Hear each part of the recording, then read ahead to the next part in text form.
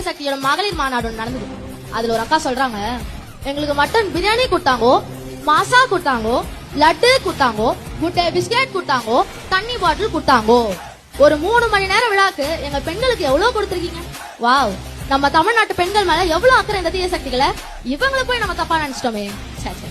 3 மணி நேரம் விழாக்கு இவ்வளவு கொடுத்தத சொல்லிட்டு 5 வருஷமா என்னென்ன கொடுத்தாங்கன்றத சொல்லாம மறந்துட்டாங்க பாத்தீங்களா அந்த அக்கா.